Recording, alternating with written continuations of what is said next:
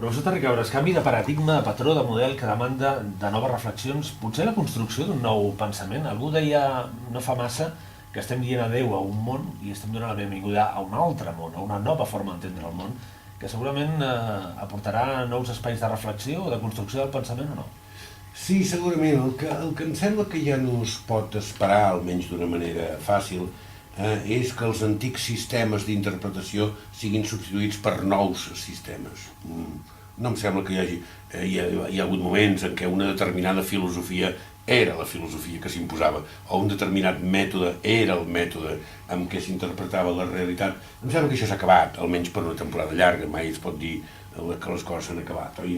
Ni la bona gent de l'Egipte no poden dir això s'ha acabat per sempre, que vigilin, oi? Perquè hi poden tornar. Com nosaltres. Per tant, no es pot dir, però sí que la complexitat, justament, que assenyalàvem en Castells i que assenyala tanta gent, la complexitat fa que no hi hagi la possibilitat d'una interpretació única, d'una teoria única de la realitat. Això ho sabem també per la física quàntica. És a dir, la física quàntica també accepta això. No hi ha forma de trobar una teoria física que aconsegueixi d'explicar tota la realitat. Si de cas, ha de ser, per dir-ho així, una família de teories, oi? Que més o menys entre elles tinguin possibilitat d'intercanvi i possibilitat de complementarietat. I això fa, aleshores, que, evidentment, ens trobem davant d'un món molt interessant, molt complex, molt ric, on es poden aportar moltes idees i moltes coses, però en cap cas poden ser substituïdes les velles certeses per certeses noves. No, certeses noves no. Què explica la complexitat del moment, professor Terricabras? Doncs, a mi em sembla... Bé, hi deu haver molts elements que ho expliquen, oi? Però s'han perdut algunes coses i em sembla que està bé que s'hagin perdut. Per exemple, la noció de veritat. La noció de veritat. La idea aquesta que hi podia haver una veritat que fos veritat única. I que, per dir-ho així, existia i preexistia.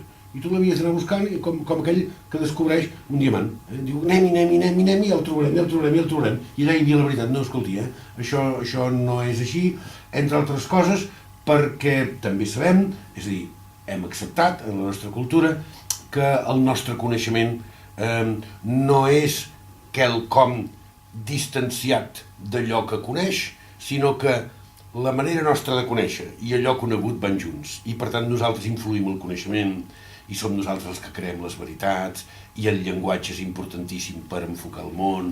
Aquestes són coses d'una importància tan extraordinària que fan que el món ja no sigui objectiu davant meu i tal, oi? El concepte de realitat.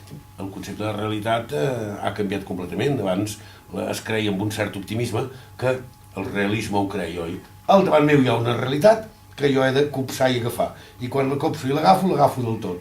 Miri, això, avui dia no hi ha cap científic i gairebé cap filòsof em sembla que s'ho cregui ja. Nosaltres hi influïm, nosaltres fabriquem, nosaltres construïm la realitat i per tant la complexitat que aportem amb la nostra recerca és enorme. Per tant, i per això, és difícil explicar-la. Sí, molt, perquè cada vegada que l'expliquem ens expliquem. I cada vegada que retratem, ens retratem. I cada vegada que veiem, ens projectem. Això és molt complicat. Ara, això no ha d'espantar ningú, cap dels oients, és a dir, la gent que va pel carrer compra igual la llet i el pa, Vull dir, n'han de dramatitzar, oi? Però sí que quan volem reflexionar sobre algunes d'aquestes coses ens adonem que potser ens ho havíem fet un pèl fàcil, diríem, oi? Que ja està bé, perquè cada època té la seva manera d'enfocar les coses, no és una crítica al passat. Senzillament avui dia, sabent la complexitat de la cosa, ara sí que seríem ridículs si féssim veure que aquesta complexitat no hi és, si ens ho féssim massa fàcil. Abans era natural que ho veiéssim com ho vèiem. Algú em deia l'altre dia, els periodistes ja no som propietaris de les notícies. No, evidentment. Segurament que ho són les agències. I ara faig una broma. Però... Jo deia més en aquesta utilització ciutadana, no? Sí. De la informació, de com transita la informació, no? Sí. I potser en això també Egipte seria un bon exemple. Absolutament. Molt sovint el problema és que la notícia, per exemple, fins que no és confirmada, fins que no és rebuda i acceptada com a notícia, a vegades és retocada, a vegades és barrejada amb rumor, a vegades, abans de ser confirmada, diríem possible, ja és desmentida perquè hi ha hagut canvis importants en la notícia.